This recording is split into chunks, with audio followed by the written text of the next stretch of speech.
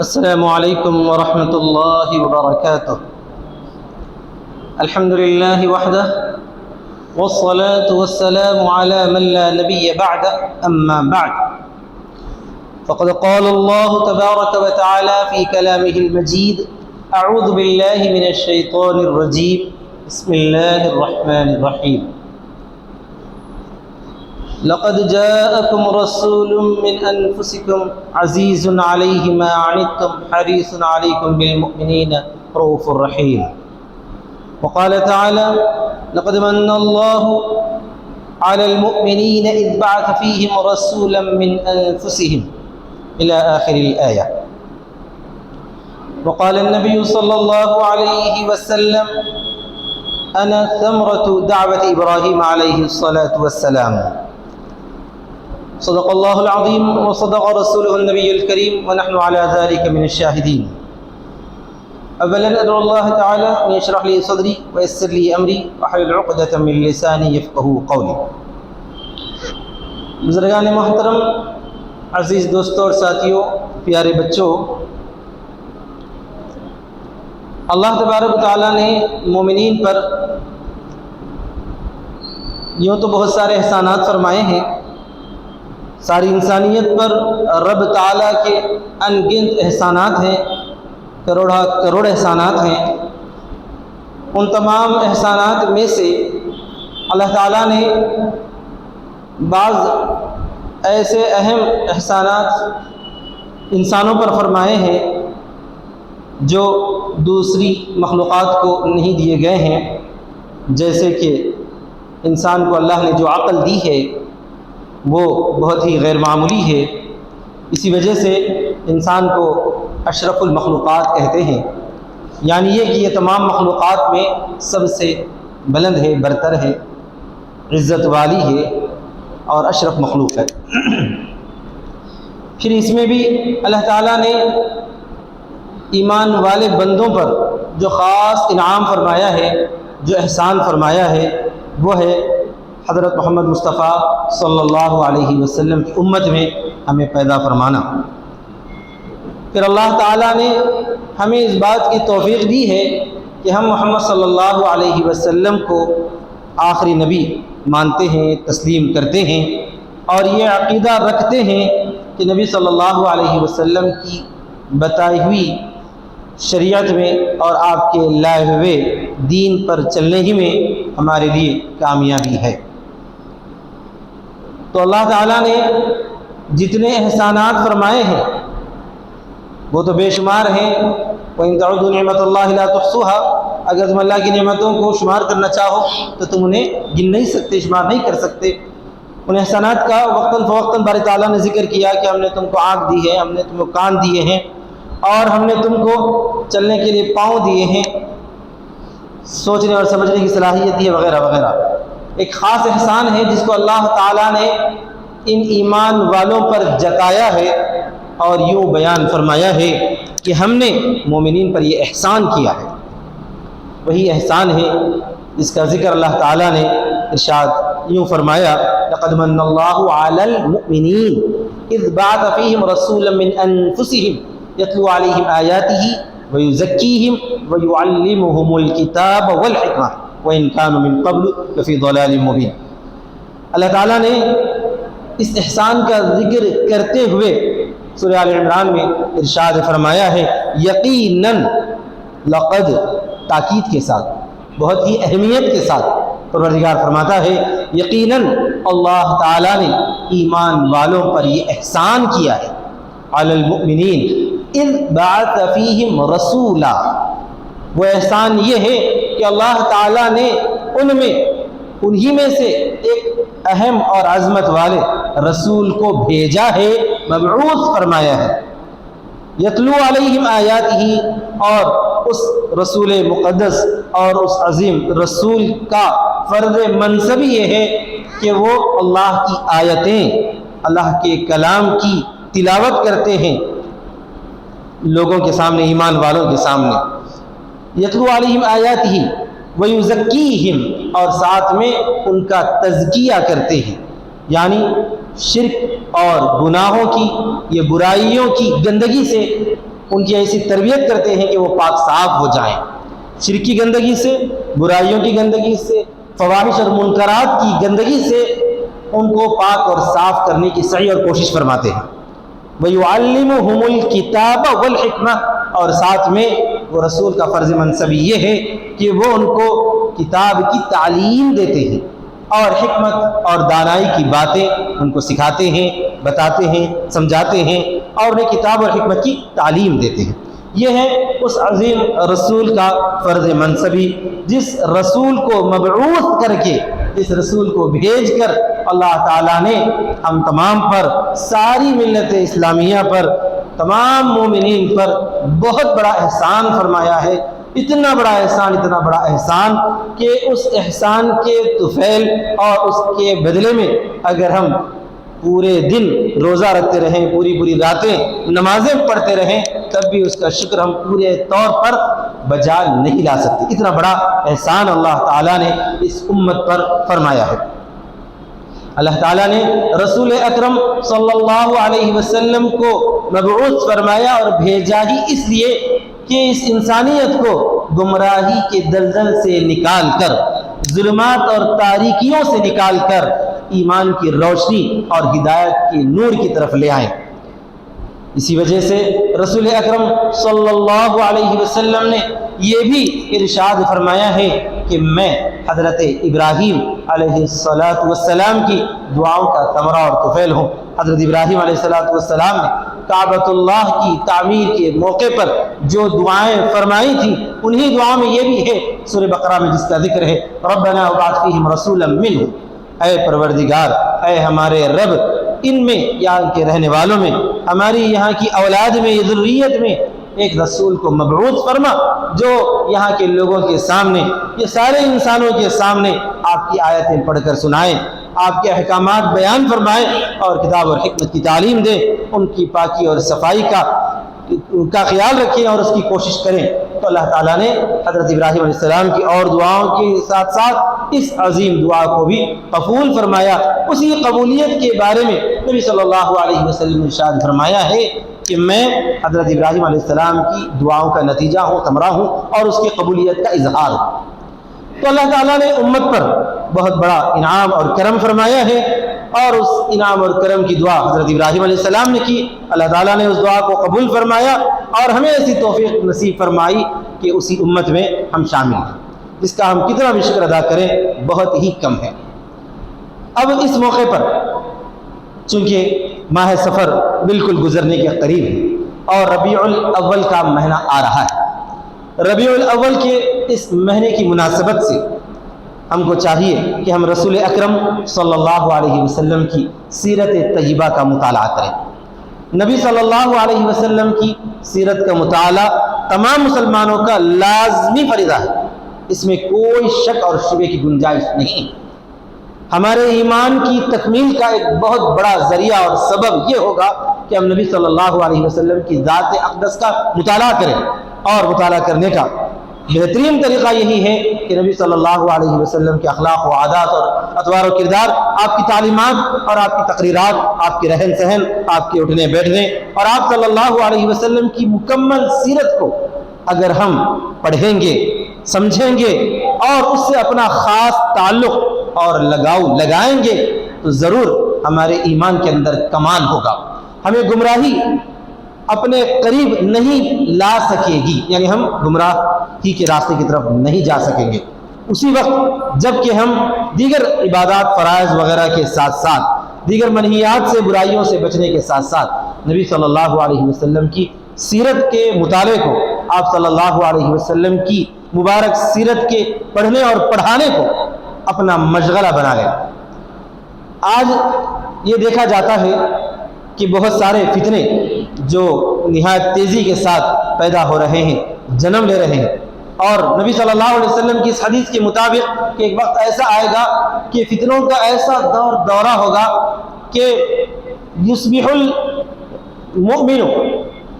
الرجل مؤمنا ویمسی کافرا، او کما قال صلی اللہ علیہ وسلم، کہ نبی صلی اللہ علیہ وسلم فرماتے ہیں کہ صبح کے وقت آدمی ایمان کی حالت میں رہے گا، اسلام کی حالت میں رہے گا، اور شام ہوتے ہوتے اس کے اندر شبہات ایسے جنم لیں گے، اس کے ذہن کے اندر ایسے گھر کریں گے کہ وہ شام ہوتے ہوتے اللہ محفوظ رکھے کفر کے راستے پر جا پڑ جائے گا۔ اور یہ دور ہر آدمی اپنی آنکھوں سے محسوس کر رہا ہے، دیکھ رہا ہے۔ آج سوشل میڈیا میں اسلام پر، مسلمانوں پر، نبی صلی اللہ علیہ وسلم کی ذات اقدس پر، قرآن مجید پر، توحید پر وہ بیجا اور انتہائی ایسے جو ہے بھونڈے اعتراضات کیے جا رہے ہیں کہ جو مسلمان جو کم پڑھے لکھے ہیں یا پڑھے لکھے تو ہیں لیکن دنیاوی تعلیم پڑھے لکھے ہیں، انہوں نے دینی تعلیم سے اپنے آپ کو آشنا نہیں کیا ہے، دینی تعلیم سے کورے رہ گئے ہیں، اور خاص طور پر نبی صلی اللہ علیہ وسلم کی سیرت مبارکہ کو انہوں نے اپنا موضوع نہیں بنایا ہے۔ زیادہ سے زیادہ اتنا انہوں نے دیکھ لیا، اتنا سمجھ لیا کہ ہم نبی صلی اللہ علیہ وسلم کی امت میں پیدا ہوئے ہیں، اور اپنے ذہن کے مطابق ایسا جھوٹا اور بھونڈا دعویٰ ہم کرنے لگ گئے کہ ہم نبی صلی اللہ علیہ وسلم سے سچی محبت رکھتے ہیں اور جنت میں داخلے کے لیے ہمیں یہ سرٹیفکیٹ مل چکا ہے۔ یہ ایسے ہی دعوے تھے جیسا کہ یہودی دعویٰ کیا کرتے تھے، اور وہ لوگ یہ کہا کرتے تھے کہ لن تمسنا النار الا ایاما معدودہ، ہم کو آگ بس گنتے کے چند دن چھوئے گی، اور اس کے علاوہ چونکہ ہم نبی کی اولاد ہیں، انبیاء کی ذریت میں سے ہیں، اس لیے کہ اکثر و بیشتر انبیاء علیہ السلام بنی اسرائیل میں سے آئے ہیں، حضرت یعقوب علیہ السلام کی اولاد میں، اور یعقوب علیہ السلام حضرت ابراہیم علیہ السلام کے پوترے تھے، اور انہی کی اولاد میں نبیوں کا ایک کثیر سلسلہ چلا ہے۔ تو بنی اسرائیل یعنی انہی کے خاندان کے جو لوگ تھے جنہیں یہودی کہا جاتا ہے، وہ بنی اسرائیلی ہیں، یعنی یعقوب علیہ السلام کی اولاد ہے، انہی کی ذریت ہے۔ وہ لوگ یہ دعویٰ کرتے تھے کہ ہمارے لیے جنت پکی ہے، اگر ہم دوزخ میں جائیں گے بھی تو صرف تھوڑے دنوں کے لیے جائیں گے، پھر ہمیں دوزخ سے نکال لیا جائے گا اور جنت میں ہم کو داخلہ پکا ملے گا، چاہے ہم اچھے کام کریں چاہے برے کریں، چاہے کوئی اچھائی کو مانے یا نہ مانے، چاہے کسی نبی کی اطاعت کریں یا نہ کریں۔ یہ ان کے بیجا اور بھولے دعوے تھے۔ اللہ تعالیٰ نے ان دعووں کی تردید کی اور ان کا کنڈم کیا ہے، اور فرمایا کہ ایسا ہرگز نہیں ہوگا اگر تم اچھے کام کرو گے، نبیوں کی باتوں کو مانو گے، خاص طور پر نبی صلی اللہ علیہ وسلم کی بعثت کے بعد اگر تم اللہ کے نبی صلی اللہ علیہ وسلم کی بات مان کر آپ کی اطاعت کرو گے تو تمہیں جنت میں داخلہ ملے گا، ورنہ تمہارا یہ دعویٰ بالکل غلط ہے۔ میں یہ اس لیے عرض کر رہا ہوں کہ آج ہم میں سے بھی، مسلمانوں میں سے بھی بہت سارے ایسے لوگ ہیں جو اس طرح کے دعوے کرنے لگے ہیں۔ ہمارا نہ ایمان مضبوط ہے نہ ہمارا عمل صحیح ہے، بس ہم جو ہے اسلامی گھرانے میں پیدا ہوئے ہیں، باپ دادا اور نسل در نسل ہماری مسلمان ہوتی چلی آئی ہے، ویسے ہی اسلامی گھرانے میں پیدا ہو کر ہم نے یہ دعوے کرنے شروع کر دیے ہیں کہ ہمارے لیے بھی جنت پکی ہے، کیونکہ میرا نام اسلامی نام ہے، میرے باپ دادا کا نام بھی اسلامی تھا، لہذا ہمیں جنت میں جانا یقینی ہے، طے ہے، چاہے ہمارا ایمان کتنا ہی کمزور ہو، چاہے ہمارے عمل میں ہم کتنے ہی بالکل ہی کورے ہوں اور جو ہے بالکل ہی غافل ہوں۔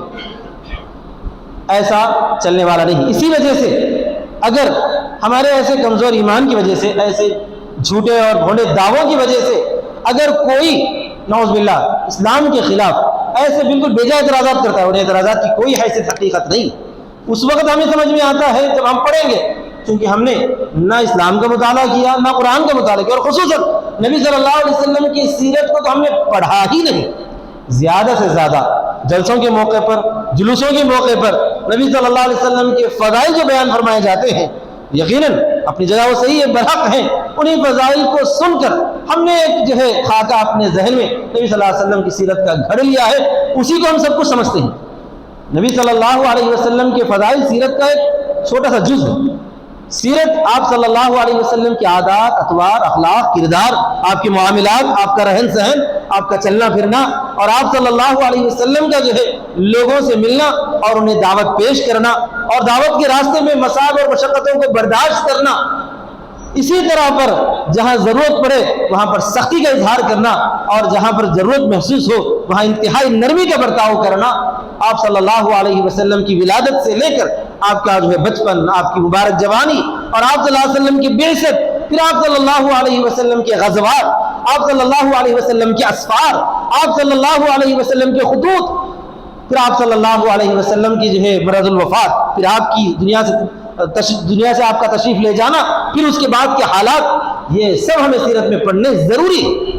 ہم نے ان سب چیزوں کو پڑھا ہی نہیں، سمجھا ہی نہیں، مطالعہ ہی نہیں کیا، زیادہ سے زیادہ جلسوں میں کچھ باتیں نبی صلی اللہ علیہ وسلم کے متعلق سن لی۔ اسی طرح پر نبی صلی اللہ علیہ وسلم کی سچی محبت رکھنے کا ہمیں پیغام دیا گیا، ہم نے اس کو مان لیا، قبول کر لیا کہ واقعتاً آپ صلی اللہ علیہ وسلم سے ہم کو سچی محبت رہنی چاہیے، لیکن وہ محبت ہماری جو ہے بالکل پانی کے بلبلے کی مانند ہے۔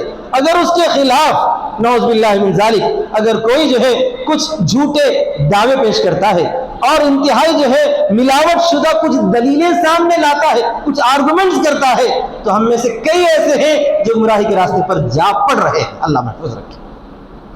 آپ نے سمجھا میرے جذبات اور میری باتیں؟ میں یہ کیوں کہہ رہا ہوں؟ اس لیے کہ بہت سارے وہ طلباء، بہت سارے وہ نوجوان جن کا اکثر وقت موبائل پر گزر رہا ہے، یوٹیوب میں گزر رہا ہے، ٹویٹر جس کا اب نام ایکس ہو چکا ہے اس پہ گزر رہا ہے، وہ لوگ اس طرح کی کچھ باتیں سامنے آتی ہیں، سن لیتے ہیں تو فوراً ان کے ذہن میں شکوک اور شبہات جنم لیتے ہیں۔ جیسے ہی نبی صلی اللہ علیہ وسلم کی جو ہے کثرت شادیوں کی بات آتی ہے، یعنی آپ صلی اللہ علیہ وسلم نے ایک سے زائد جو شادیاں فرمائی ہیں، تو فوراً ان کے ذہن میں شکوک پیدا ہو جاتے ہیں، جنم لیتے ہیں۔ وہ لوگ اس زمانے کے حالات کو آج کے حالات سے جج کرنا شروع کر دیتے ہیں، فوراً شکوک جو ہے پیدا ہو جاتے ہیں اور ذہن میں یہ آتا ہے کہ ایسا کیسے ہو گیا۔ اسی طرح نبی صلی اللہ علیہ وسلم کے غزوات کو سن کر ان کے ذہن میں شک پیدا ہو جاتا ہے کہ کیوں اسلام جو طاقت کی زور سے پھیلا، کہ آپ صلی اللہ علیہ وسلم نے اسلام کے پھیلانے میں جو ہے تلوار کا استعمال کیا، وغیرہ وغیرہ۔ اس طرح کے شکوک اور شبہات جنم لیتے ہیں۔ کیوں جنم لیتے ہیں؟ اس لیے کہ ہم نے غزوات کی تاریخ پڑھی ہی نہیں، ہم نے یہ دیکھا ہی نہیں، ہم نے یہ غور ہی نہیں کیا کہ آخر غزوے کی نوبت آئی ہی کیوں۔ ہم نے یہ محسوس نہیں کیا، یہ سوچا ہی نہیں کہ نبی صلی اللہ علیہ وسلم کتنے سال تک مکہ مکرمہ میں رہے، کتنے سال تک آپ صلی اللہ علیہ وسلم کو اور آپ کے صحابہ کو ظلم کی چکی میں گویا کہ پیسا گیا۔ آپ صلی اللہ علیہ وسلم کے ساتھ وہ طریقے اختیار کیے گئے کہ شاید اس کے بعد کے کسی بھی مسلمان سے وہ طریقے اختیار نہیں کیے گئے ہوں گے۔ آپ صلی اللہ علیہ وسلم کو جو ہے لالچ کے ذریعے جو ہے مائل کرنے کی نعوذ باللہ ناجائز کوشش کی گئی، آپ صلی اللہ علیہ وسلم کو دھمکیوں کے ذریعے چپ کرانے کی کوشش کی گئی، آپ صلی اللہ علیہ وسلم کو ہر طریقے سے اسلام کی راہ میں رکاوٹ ڈالنے کی فکریں اور کوششیں کی گئی، لیکن میرے حبیب صلی اللہ علیہ وسلم نے ان تمام کوششوں میں صبر کے دامن کو مضبوطی سے تھامے رہا۔ 13 سال تک آپ صلی اللہ علیہ وسلم نے کسی کو سختی کے ساتھ جواب بھی نہیں دیا، مسلسل 13 سال تک وہ سختیاں، وہ محنتیں، وہ کوششیں، ان کی اسلام کے خلاف سازشیں ہوتی رہی۔ آپ صلی اللہ علیہ وسلم کی ذات اقدس پر جو ہے حملہ کرنے کی کوشش کی گئی، آپ صلی اللہ علیہ وسلم کو جو ہے شعب ابی طالب میں بالکل ہی اس طرح پر بائیکاٹ کر دیا گیا، جس کا نام مقاطعہ رکھ دیا گیا کہ کوئی نہ آپ سے کاروبار کرے گا، کوئی بات چیت نہیں کرے گا، ہر طریقے سے آپ صلی اللہ علیہ وسلم کو بائیکاٹ کر دیا جائے گا۔ اس طرح پر ایسے حربے اختیار کیے گئے کہ جن کو جو ہے ہم اپنی زبان پر لا تک نہیں سکتے۔ اگر ہم ان کو بیان کرنا شروع کریں تو نہ ہمارے پاس اتنا وقت ہے اور نہ ہمارے اندر اتنی جو ہے برداشت کی قوت ہے کہ ہم اس کو بیان کرتے ہوئے اپنے آپ پر قابو پا سکیں۔ اتنا سب ہونے کے باوجود آپ نے کوئی جواب نہیں دیا۔ پھر جب آپ صلی اللہ علیہ وسلم جو اللہ کے حکم سے وہاں سے یثرب یعنی مدینہ منورہ تشریف لے گئے تو بھی جو ہے ظالموں نے خاموشی اختیار نہیں کی، مسلسل ظلم پر آمادہ رہے اور ہر طریقے سے ہتھ کنڈے اپناتے رہے کہ کسی نہ کسی طرح آپ صلی اللہ علیہ وسلم کی جو ہے وہاں پر جا کر قائم کیے ہوئے عمارت کے نظام کو درہم برہم کر دیں۔ آپ صلی اللہ علیہ وسلم کو اور مسلمانوں کو مسلسل تکلیفیں پہنچانے کی کوشش کی۔ پھر اللہ کے حکم سے اللہ تبارک و تعالیٰ نے جب یہ حکم فرمایا کہ اذن للذین یقاتلون بانہم ظلموا، مسلمانوں کو جواب دینے کی اجازت ہے، اس لیے کہ مسلمان مظلوم کر دیے گئے ہیں، ان پر ظلم ڈھایا گیا ہے، اتنا ظلم ڈھایا گیا کہ کئیوں کو شہید کر دیا گیا ہے اور کئیوں کو جو ہے غلام بنا لیا گیا ہے۔ جب اتنا ستایا گیا، اتنا ظلم ڈھایا گیا، تب جا کے جو ہے جواب دینے کی اجازت دی گئی۔ اسی کا نام غزوات ہے، اسی کا نام جہاد ہے۔ لیکن ہمارے نوجوان بچے، ہمارے مسلمان جن کا وقت زیادہ تر جو ہے یوٹیوب وغیرہ پہ گزرتا ہے، وہ جو ہے اسلام کے دشمن کی، اسلام فوب کی کوئی ایسی جو ہے چھوٹی سی کلپ دیکھ لیتے ہیں، کوئی اس کا شارٹ سامنے آ جاتا ہے، وہ کہتا ہے کہ اسلام تو تلوار کے زور سے پھیلا ہے، کہ نعوذ باللہ محمد صلی اللہ علیہ وسلم نے تلوار کے زور پر عرب میں جو اسلام کو پھیلایا ہے اور عرب کے بدھوں کے ہاتھ میں تلوار تھما دی گئی اور وہ لوگ نکل کر جو ہے مسلمانوں انسانوں کا خون بہانے لگے اور لوگ خون بہانے سے بچنے کے لیے اسلام کے دائرے میں آ گئے۔ نعوذ باللہ، یہ دیکھ کر جو ہے ہمارا مسلمان نوجوان، ہمارا بچہ تھوڑا سا جو ہے پریشان ہو جاتا ہے، گھبرا جاتا ہے اور یہ سمجھتا ہے کہ واقعتاً وہ جو کہہ رہا ہے بات صحیح ہوگی. نعوذ باللہ من ذالک. یہ نوبت کیوں آئی ہے؟ اس طرح ہمارا ذہن کیوں خراب ہو رہا ہے؟ اس لیے کہ ہم نے سیرت کو پڑھا نہیں ہے. ہم نے قرآن مجید کی نہ تفسیر پڑھی ہے، نہ تفسیر کے دروس میں شرکت کیے ہیں، اور نہ ہی خاص طور پر نبی صلی اللہ علیہ وسلم کی حیات طیبہ کا ہم نے مطالعہ کیا. میرے نوجوانوں، میرے دوستوں، میرے بھائیوں، آج آپ یہ طے کر لیجئے کہ ہم اب ربیع الاول کا جو مہینہ شروع ہو رہا ہے، آج 28 تاریخ ہے، پرسوں سے جو ہے ربیع الاول کا مہینہ شروع ہو جائے گا. تو اس مہینے کے آغاز ہی سے ہم روزانہ سیرت کا مطالعہ کرنا شروع کر دیں گے. کون کون اس کے لیے تیار ہے، آمادہ ہے؟ اپنے دل پر ہاتھ رکھ کر دیکھیے، بولیے.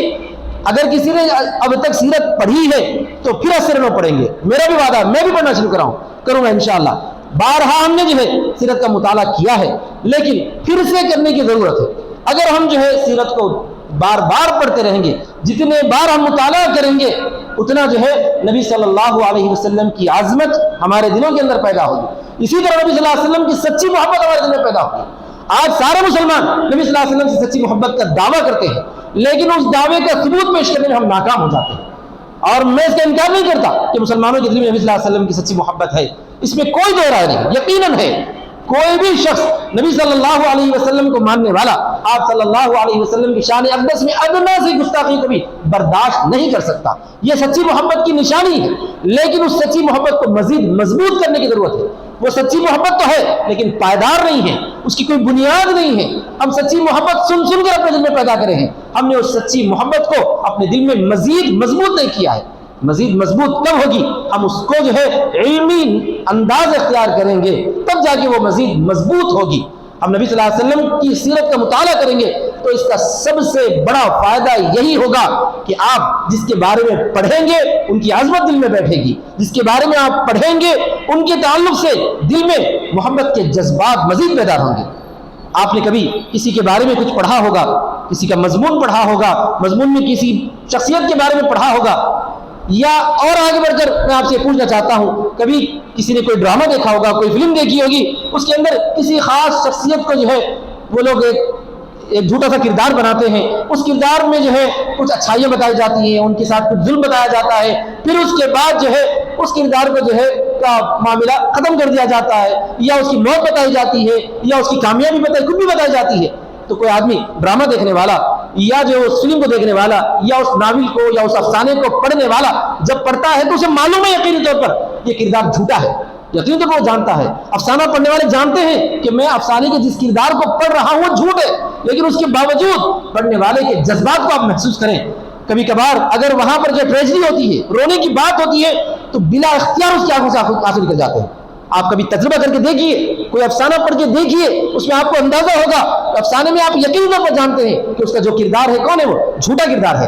مصنف جو ہے افسانہ نگار جو لکھتا ہے اس کے اندر سچے واقعے کو نہیں لکھتا، جھوٹے واقعے کو لکھتا ہے. کسی کا نام گھڑ لیتا ہے، اسی نام کے آس پاس جو پورا واقعہ وہ بیان کرتا ہے، لیکن اس کے انداز، اس کا بیان کرنے کا خوبصورت جو انداز ہوتا ہے، وہ انداز آپ کو ایسے مائل کر دیتا ہے کہ افسانہ پڑھتے پڑھتے جب آپ کا جو افسانے کا ہیرو ہے اس کے ذہن سے جب کوئی بات آتی ہے کہ اس پر جو ہے تکلیف پہنچائی گئی، اس پر ظلم کیا گیا، تو آپ بلا اختیار اپنی آنکھوں سے آنسو بہانا شروع کرتے ہیں. کئیوں نے دیکھا ہوگا فلم دیکھتے دیکھتے لوگ رونا شروع کیے. کیا وہ فلم میں جو بتایا گیا وہ حق ہے؟ حق نہیں ہے، جھوٹ ہے. لیکن اس کے باوجود آپ جو ہے دلچسپی جو لگاتے ہیں، جو اس کا وقت گزارتے ہیں، اس کے اندر جو انداز گفتگو ہوتا ہے، انداز بات چیت ہوتی ہے، اس کی وجہ سے آپ کے دل میں جو ہے اس کے تعلق سے محبت کے جذبات ابھرتے ہیں. یہ تو جھوٹ کے اندر یہ چیز ہے. آپ سچ مان کے دیکھیے، نبی صلی اللہ علیہ وسلم کی سیرت جو سچی سیرت ہے اس میں کوئی شک نہیں ہے، کوئی دو رائے نہیں ہے. نبی صلی اللہ علیہ وسلم کی شخصیت کو، آپ کے کردار کو، آپ کے انداز کو، آپ کے گفتار کو، آپ کے اخلاق کو، آپ کے چلت پھرت کو، آپ کے رہن سہن کو، آپ کے کھان پان کو صحابہ نے اس انداز سے اپنے ذہنوں میں محفوظ رکھا کہ دنیا میں کوئی کسی کی بھی چیز کو اتنا اچھا محفوظ نہیں رکھا ہوگا. آپ حیران ہو جائیں گے. صحابہ کرام رضی اللہ تعالیٰ عنہ نبی صلی اللہ علیہ وسلم کے چلنے کے انداز کو تو بیان کرتے ہیں. آپ صلی اللہ علیہ وسلم ایسا چلتے تھے کہ محسوس ہوتا تھا کہ نبی صلی اللہ علیہ وسلم اونچائی سے نیچے کی طرف آ رہے ہیں، یعنی تھوڑا سا جھک کر چلا کرتے تھے. پھر صحابہ یہ بھی محسوس کرتے ہیں کہ نبی صلی اللہ علیہ وسلم بظاہر محسوس نہیں ہوتے تھے کہ سب سے لمبے ہوں، لیکن جب جو ہے جماعت میں چلتے تھے تو آپ صلی اللہ علیہ وسلم کا سر مبارک نظر آتا تھا. یعنی آپ صلی اللہ علیہ وسلم کی ہائٹ جو ہے اتنی تھی. بہرحال اس طرح جو ہے صحابہ اکرام رضی اللہ تعالیٰ عنہ نے نبی صلی اللہ علیہ وسلم کی شخصیت کو بھی بیان فرمایا ہے. آپ صلی اللہ علیہ وسلم کا جس کو حلیہ مبارک کہتے ہیں, حلیہ مبارک کو بھی بیان فرمایا ہے. پھر آپ صلی اللہ علیہ وسلم کے طریقوں کو بھی بیان فرمایا ہے. غم, افسوس اور دکھ کی بات یہ ہے کہ مسلمانوں نے خاص طور پر موجودہ دور کے میرے ملک کے, میرے شہر کے مسلمانوں نے جو ہے اس کو اپنا عملی جامہ, اپنا مشغلہ نہیں بنایا. لکھنے والوں نے دنیا کی ہر زبان میں سیرت لکھی ہے. سیرت نگاروں کے کھیپ جو تیار ہوئی ہے. نبی صلی اللہ علیہ وسلم کے زمانے میں بھی آپ صلی اللہ علیہ وسلم کی ذات اقدس پر سیرتیں لکھی گئی ہیں, آپ کی مدح کی نعتیں لکھی گئی ہیں. پھر آپ صلی اللہ علیہ وسلم کی وفات کے بعد بھی یہ سلسلہ جاری رہا. چنانچہ دنیا کے اندر کوئی ایسی شخصیت نہیں ہے اور بالیقین نہیں ہے جس کی ذات پر اتنا کچھ لکھا گیا ہو جتنا کہ نبی صلی اللہ علیہ وسلم کی ذات اقدس پر لکھا گیا ہے. اتنا سب لکھا گیا, اتنا سب ہوا ہے, لیکن پڑھنے والے بالکل ندارت ہیں. آج کا دور تو ایک ایسا دور آیا ہے جہاں پر جو ہے علمی قحط پیدا ہو رہا ہے. یعنی یہ کہ لوگ سائنس میں, ٹیکنالوجی میں, دنیا کی چیزوں میں خوب ترقی کرتے نظر آ رہے ہیں. اللہ تعالیٰ نے جیسا کہ سورہ روم میں فرمایا, یعلمون ظاہرا من الحیات الدنیا وہم عن الآخرۃ ہم غافلون. دنیا کی زندگی کے ظاہر کو تو خوب جانتے ہیں, آخرت سے غفلت میں مبتلا ہے. ہمارا بھی یہی حال ہے کہ ہم آخرت سے بھی غفلت میں مبتلا ہے اور اپنے مستقبل سے بھی غفلت میں مبتلا ہے. اور نبی صلی اللہ علیہ وسلم کی سیرت اور آپ صلی اللہ علیہ وسلم کی حیات طیبہ کے پڑھنے سے ہم نے غفلت ظاہر کر کے اور اپنے آپ کو غافل کر کے وہ بڑا نقصان کر لیا ہے کہ ہمارا بھی جو ہے عقیدے کے اندر وقتاً فوقتاً کچھ نہ کچھ بگاڑ پیدا ہونے کا اندیشہ پیدا ہو گیا ہے. اور ساتھ ہی ساتھ ہم نے سیرت نہ پڑھنے کی وجہ سے, ویسے اخلاق کو نہ اپنانے کی وجہ سے ہم نے دنیا میں بھی اپنا بہت بڑا نقصان کیا ہے. خاص طور پر اس ملک میں, جس ملک میں ہم رہتے ہیں, یہاں پر جو ہے غیر مسلم آبادی بڑی کثرت سے پائی جاتی ہے. اور ایسے ماحول میں جبکہ جو ہے انہی میں سے چند لوگ, مٹھی بھر چند اسلام و خوب تیار ہوئے ہیں جو دوسرے بولے بھالے غیر مسلمین کو مسلمانوں کا, اسلام کا, نبی صلی اللہ علیہ وسلم کا نام لے کر لوگوں کو جو ہے ڈراتے ہیں اور ان کے ذہن میں جو ہے ایسی دھمکیاں پیدا کرتے ہیں یا ایسی باتیں پیدا کرتے ہیں کہ وہ مسلمانوں کو, اسلام کو دیکھ کر جو ہے محسوس کرتے ہیں کہ یہ آتنکوادی ہیں, یہ دہشت گرد ہیں, یہ ہمارا نقصان پہنچائیں گے, یہ بگاڑیں گے وغیرہ وغیرہ. میرے بھائیوں, اگر ہم نے خود ہی سیرت نہیں پڑھی تو ہمارے بھولے بھالے غیر مسلمین تک ہم کیسے نبی صلی اللہ علیہ وسلم کا پیغام پہنچائیں گے؟ میں ہمارے غیر مسلم بھائیوں سے بھی نہایت ادب سے درخواست کرنا چاہتا ہوں کہ آپ بھی نبی صلی اللہ علیہ وسلم کو پڑھیں, سیرت کا مطالعہ کریں. اگر آپ کسی مسلمان مورخ اور سیرت نگار کی کتابیں نہیں پڑھنا چاہتے تو ہزاروں ایسے غیر مسلمین نے سیرت کی کتابیں لکھی ہیں جو بالکل جو ہے معتدل تھے, یعنی اعتدال پسند تھے, جو اسلام دشمن نہیں تھے. ویسے غیر مسلمین نے بھی نبی صلی اللہ علیہ وسلم کی حیات طیبہ پر جو ہے کتابیں لکھی ہیں, اشعار لکھی ہیں, نعتیں لکھی ہیں. آپ ان کا مطالعہ کریں. وہ لوگ اسلام میں نہیں آئے تھے لیکن انہوں نے نبی صلی اللہ علیہ وسلم کی حیات, آپ کی حیات طیبہ جس کو ہم سیرت کہتے ہیں, اس سیرت کو انہوں نے بالکل صحیح انداز میں لکھا ہے کیونکہ وہ سچے مورخ تھے, سچے تاریخ دان تھے. تو آپ ان کا مطالعہ کیجیے. یہ تو ہم ہمارے غیر مسلمین بھائیوں کو رائے دیتے ہیں. مسلمانوں سے, میرے بھائیوں سے, تمام لوگوں سے میں یہ عرض کرنا چاہتا ہوں کہ اب ہمارے لیے فرار کا کوئی راستہ بچا ہوا ہی نہیں. ہم جو ہے سیرت کا مطالعہ کرنا شروع کر دیں. پہلی چیز, اب چونکہ ربیع الاول آ رہا ہے تو ربیع الاول شروع ہونے سے پہلے ہی ہم سب کو چاہیے کہ ہم سیرت کی کتابیں خریدیں. اگر ہے اپنے پاس گھر میں تو پڑھنا شروع کر دیں. اب لوگ پوچھنا چاہتے ہیں کہ سیرت کی کتاب میں سب سے اچھی کون سی کتاب ہے؟ بہت ساری کتابیں ہیں. سب سے اچھی عام طور پر رحیق المختوم کہی جاتی ہے, اصح السیر ہے. اسی طرح پر جو ہے سیرت رحمت للعالمین ہے صلی اللہ علیہ وسلم. اور مختصر ترین کتاب ہے مولانا سید سلیمان ندوی کی رحمت عالم ہے, جو ہمارے بچے وغیرہ بھی اس کو پڑھ سکتے ہیں. اسی کی طرح کئی کتابیں ہیں, 20 کتابیں جو ہے چھوٹی چھوٹی ہیں. اور اگر کسی کو ضخیم کتاب کے پڑھنے کا شوق ہے, پوری تحقیق کے ساتھ پڑھنے کا شوق ہے, تو علامہ شبلی نعمانی کی سیرت النبی ہے صلی اللہ علیہ وسلم. اسی طرح پر میں جتنی کتابوں کا نام لے رہا ہوں ان تمام کتابوں کا جو ہے دوسری زبان میں بھی ترجمہ ہو چکا ہے. انگریزی میں بھی سیرت کی کتابیں آئی ہیں, تیلگو میں آئی ہیں, ہندی میں آئی ہیں, مراٹھی میں. دنیا کی کوئی زبان ایسی نہیں ہے جس میں سیرت کی کتاب نہیں لکھی گئی. اور ہر اچھا مورخ اور سائنس اور تاریخ داں نبی صلی اللہ علیہ وسلم کی سیرت لکھنے میں فخر محسوس کرتا ہے. غیر مسلمین نے بہت ساری سیرتیں لکھی ہیں اور خیر غیر مسلمین کی سیرت کی طرف مجھے لے جانا نہیں ہے. میں صرف آپ کے سامنے نبی صلی اللہ علیہ وسلم کی سیرت پڑھنے کا شوق دلانا چاہتا ہوں. میرے مسلمان بھائیوں, صرف جو ہے جلسے میں شرکت کر کے ہم سیرت کا حق ادا نہیں کر سکتے. صرف ایک دن جلوس نکال کر, نعرے لگا کر ہم سیرت کا حق ادا نہیں کر سکتے. یاد رکھیں نعرے لگانا سیرت نہیں ہے. صحابہ اکرام رضی اللہ تعالیٰ عنہ نعرے صرف میدان جنگ میں لگائے ہیں. کبھی بھی نبی صلی اللہ علیہ وسلم کا نام مبارک لے کر انہوں نے نعرے نہیں لگائے. لیکن صحابہ اکرام رضی اللہ تعالیٰ عنہ نے آپ صلی اللہ علیہ وسلم کو پڑھا ہے. یعنی کہ آپ صلی اللہ علیہ وسلم کی ذات اقدس کو دیکھ کر انہوں نے آپ صلی اللہ علیہ وسلم کی شخصیت مبارکہ کو سمجھنے کی کوشش کی ہے. اس حلیے کو اپنے اندر محسوس کر لیا ہے. نبی صلی اللہ علیہ وسلم کے چلنے کے انداز کو انہوں نے اختیار کیا. آپ صلی اللہ علیہ وسلم کے مبارک لباس کو انہوں نے اختیار کیا. نبی صلی اللہ علیہ وسلم کی گفتگو کے انداز کو انہوں نے اختیار کیا. آپ صلی اللہ علیہ وسلم کے اخلاق کو کردار کو انہوں نے اپنا لیا اور اسی کردار کے ساتھ وہ پوری دنیا پر پہنچ گئے, پوری دنیا پر چھا گئے. یہی مبارک اخلاق, یہی کردار, یہی آپ صلی اللہ علیہ وسلم کو مبارک طریقہ جو انہوں نے اختیار کیا تھا, اسی طریقے کو لے کر وہ ہمارے اس ملک تک بھی پہنچے. اور یہاں کے رہنے والوں نے نبی صلی اللہ علیہ وسلم کے ان سچے ساتھیوں اور آپ صلی اللہ علیہ وسلم کی باتوں پر عمل کرنے والوں کو جب دیکھا, ان کے جب معاملات دیکھے, ان کے جب اخلاق اور کردار دیکھے, تو انہوں نے اسلام کے دائرے میں آ کر پناہ حاصل کی. بزرگوں اور دوستوں, آج کے اس جمعے کے موقع پر میرا سب سے پہلا تقاضا آپ لوگوں کے سامنے بطور گزارش کی یہی ہے کہ ہم سب کی ذمہ داری ہے کہ ہم سیرت کا ضرور مطالعہ کریں. ایک موقع پر بیٹھ کر میں نبی صلی اللہ علیہ وسلم کی پوری سیرت کو کھڑے ہو کر بیٹھ کر بیان نہیں کر سکتا, اور آپ بھی کسی ایک لمحے میں بیٹھ کر جو اسے نہیں پڑھ سکتے. روزانہ کا معمول بنا لیں, روزانہ سیرت کی کم سے کم 2-4 صفحات ہم ضرور پڑھیں گے. اور اگر کوئی چیز سیرت کی سمجھ میں نہ آئے تو جاننے والے سے ہم اپنا جو ہے ربط بڑھائیں گے, ان سے جو ہے رابطہ کر کے سیرت کے بارے میں ان سے کچھ معلومات حاصل کریں گے. تو اس کا فائدہ سب سے بڑا یہ ہوگا کہ اسلام مخالف جو اعتراضات وغیرہ ہیں نبی صلی اللہ علیہ وسلم کی ذات اقدس پر, جو اسلام دشمن طاقتوں نے کچھ جو ہے ناپاک چھینٹیں اڑانے کی کوشش کی ہے, وہ خود بخود صاف ہوتی ہوئی ہمیں نظر آئے گا, محسوس ہوگا کہ انہوں نے جو ہے یہ جھوٹ بولا ہے, بیجا اعتراضات کی ہیں. یہ سب باتیں حقیقت نبی صلی اللہ علیہ وسلم کی سیرت اقدس کے بالکل خلاف ہیں, ہمیں خود محسوس ہوگا. پھر دوسرا فائدہ یہ بھی ہوگا کہ ہم جو ہے اپنے برادران وطن کے سامنے نبی صلی اللہ علیہ وسلم کی سیرت کو اپنے عمل کے ذریعے, اپنے قول کے ذریعے پیش کر سکیں گے.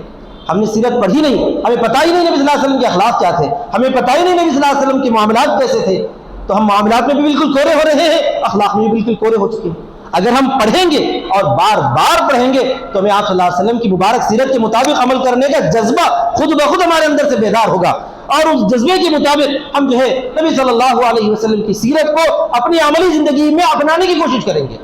بارہا کہا جاتا ہے, اللہ تعالیٰ نے جو فرمایا لَقَدْ كَانَ لَكُمْ فِي رَسُولِ اللَّهِ أُسْوَةٌ حَسَنَةٌ, کہ نبی صلی اللہ علیہ وسلم کی حیات مبارکہ میں تمہارے لیے بہترین نمونہ ہے. ہم نے اس نمونے کو پڑھا ہی نہیں, ہم نے اس نمونے کو دیکھا ہی نہیں, تو ہم اس نمونے کو اپنا کیسے سکتے ہیں؟ تو اللہ تعالیٰ کے اس کلام کا مفہوم یہی ہے کہ ہم نبی صلی اللہ علیہ وسلم کی سیرت کا عملی طور پر مطالعہ کریں, ہم پڑھیں, پھر اس کے بعد جو ہے ہم اپنے عمل کے ذریعے اس پر چلیں. تو یہ سب سے بڑی دعوت بھی ہوگی کہ ہم ہمارے جو غیر مسلم برادران وطن ہیں, بھائی ہیں, ان کے پاس جو ہے ہم 2 طریقے سے پہنچ سکتے ہیں. ایک تو یہ کہ سیرت کو اپنے عمل سے ثابت کر کے پہنچ سکتے ہیں. نبی صلی اللہ علیہ وسلم کی سیرت اپنے پڑوسیوں کے تعلق سے کیا تھی, اگر ہم پڑھیں گے تو ہمارا اگر پڑوسی غیر مسلم ہو تو ہم اس سیرت کو اپنا سکیں گے. نبی صلی اللہ علیہ وسلم کا طریقہ کار بیمار کے تعلق سے کیا تھا, اگر ہم نے سیرت میں پڑھا تو ہم بیمار کے ساتھ آپ صلی اللہ علیہ وسلم نے جو کیا طریقہ اختیار کیا ہے اس پر عمل کر سکیں گے. تو یہ 2 مثالیں میں نے دی ہیں. اس کے علاوہ جتنے آپ صلی اللہ علیہ وسلم کے مبارک اخلاق ہیں وہ سیرت کے ذریعے ہمیں معلوم ہوتے ہیں, تو عملی طور پر بھی ہمارے برادران وطن تک ہم پہنچ سکتے ہیں. اور دوسرا ہے جو ہے ہم اپنے قول کے ذریعے, اپنی بات چیت کے ذریعے بھی ان تک پہنچ سکتے ہیں.